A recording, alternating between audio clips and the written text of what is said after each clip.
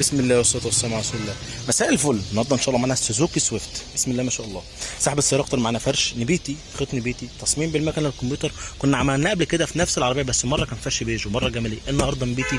طبعا انت ليك حريه الاختيار، بتختار كل حاجه، لون الجلد، لون الخيط، التصميم او الديزاين، سواء مكنه كمبيوتر ايا كان ايه الرسمه بفضل الله نعملها لك ساده زي الاصلي. احنا علينا غرز مسطره، تجسيم مظبوط، تقعد براحتك على الكرسي ولا يهرهر ولا يكشكش ولا يحتاج يتشد. كرسي متجسم من غير ما نقطع ولا نخرم في الاصل، وبفضل الله عندنا استعداد نفك الفرش ده واوريك الاصل سليم ولا لا، لان هيبيع لك شغل مش كلام. شفت الغرزه؟ كمان عملنا البابين القداميين، القطعتين دول بيكونوا قماش، اللي ورا ما بيتعملوش لان بينزلوا فيبر، ما عملناهمش اهم على وضعهم. عملنا القداميين بس، شلنا القماش وحطينا جلد. طبعا ده براحتك، انت عايز تعملهم بعملهم لك، مش عايز براحتك. كمان عملنا دواسه الارضيه جلد اسود. خلينا افتح لك جنب جنب وباب باب تبص على تفاصيلك. بص على شدة الكرسي، مفيش حاجة معبية هوا ولا كشكشة ولا احتاج شد خالص، ما شاء الله.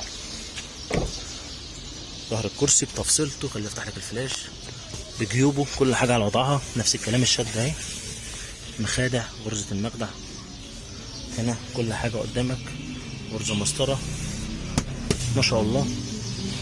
خلينا الف لك الناحية التانية برضو. بسم الله. ادي الغرز المسطره. بص الغرز باكد لك، بعرفك وبفهمك وبوريك، عشان الفرش انت مش هتعمله كل يوم، ولا انت لاقي وقتك ولا لاقي فلوسك.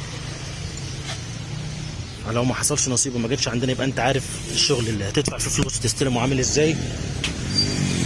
طبعا كل ده بخلاف نوع الجلد، لان احنا صنعتنا واحده ايا كان ايه الجلد اللي راكب، صيني، مصري، امريكي، الماني، برتغالي، كل حاجه انا هديك نفس الصنعه ما شاء الله. سوزوكي سويفت، كراسي وابواب ودواسه الارضيه، فرش بيتي، تصميم بالمكنه الكمبيوتر. اسف لو طولت عليكم، اتمنى تتابعونا على طول وما تزهقوش مننا. اشكركم شكرا جزيلا، السلام عليكم.